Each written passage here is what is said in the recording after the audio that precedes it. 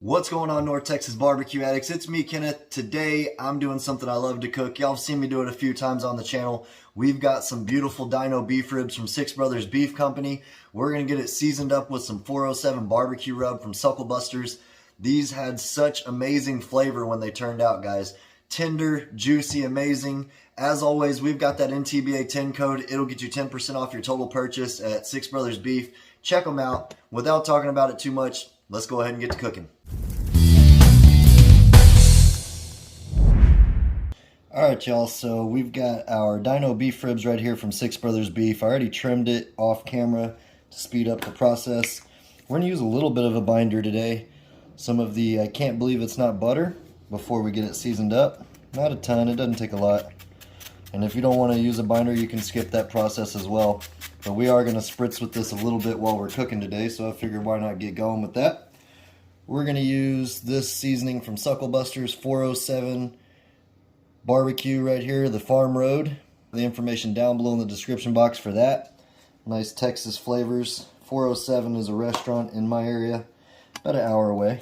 So we're going to go on pretty heavy with this stuff so we can get us a good bark on these ribs. We're going to be doing the snake method on the Weber. Got the initial coals starting up right now. We're going to, like I said, have the snake method rolling, so you only need a few to get that cooking so we stay at a nice temperature. And we're going to be using some hickory wood chunks for our smoke flavor. That's what we're looking like right there. I'm going to season up the rest of this rack of ribs, and I'll see y'all at the smoker. Alright, y'all, we're out at the Weber, and I mentioned we were doing the snake method. This is what I meant right here. We're going to stagger some wood chunks in there. We're using hickory like I mentioned. I'm going to save this big guy for the end.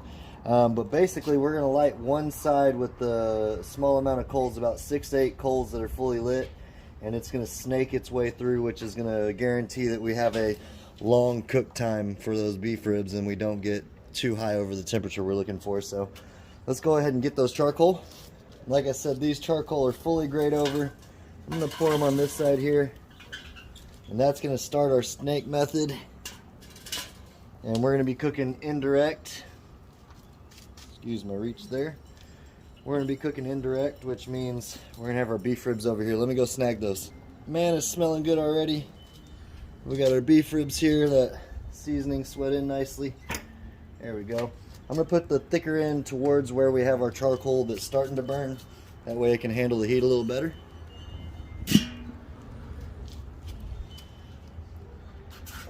Let's get our lid on with our vent over our beef ribs. I've got it about halfway open right now, and we'll see how we're running with temperature and adjust it accordingly. But this is going to be a fairly long cook. We're going to let these roll for about 3 hours before we wrap them, and we're going to spritz maybe in about an hour and a half, 2 hours with that can't believe it's not butter.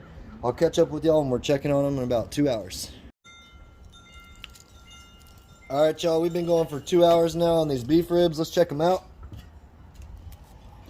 Starting to look real nice.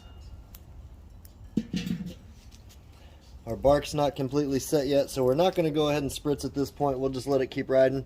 I did go ahead and cut that big old chunk into smaller pieces so we can use it a little bit better.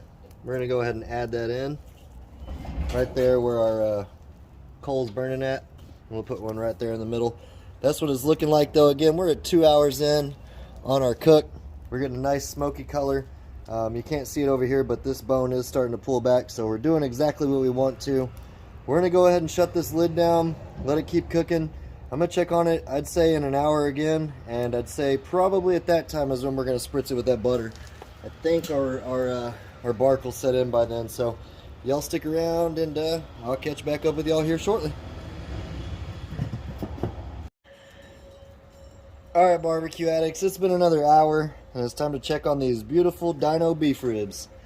Look at those. Man, that's got some good juices happening. Good pullback on this side. I do want to rotate these.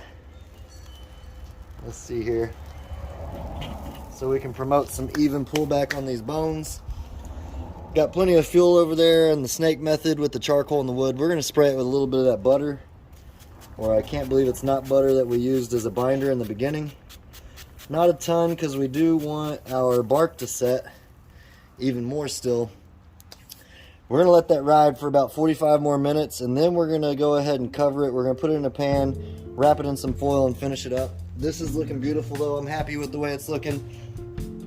If y'all could smell this, y'all would understand what's going on today, y'all. So snag y'all some beef ribs if you get a chance.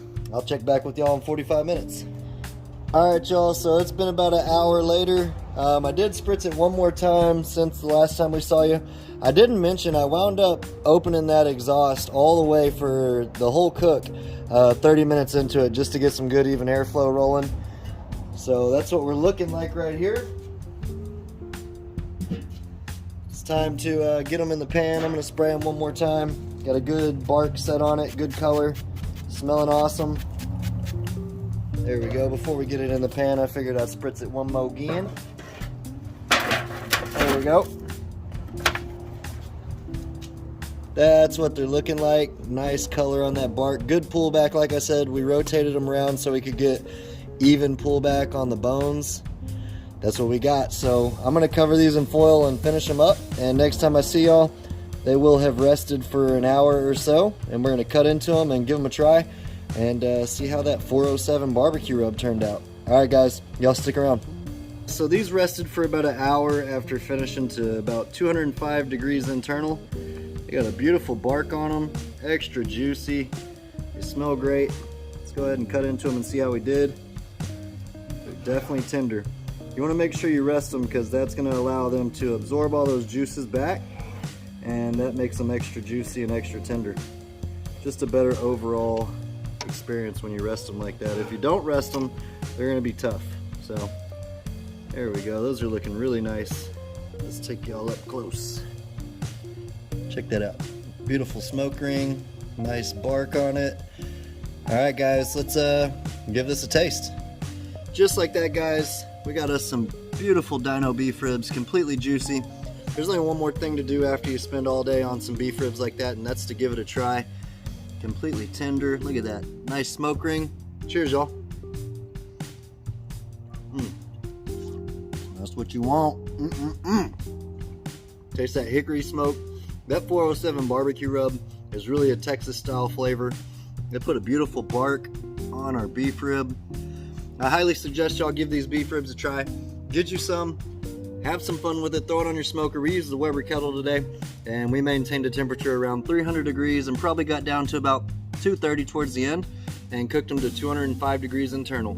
Appreciate y'all for stopping by. Until next time, peace! Y'all keep on barbecuing.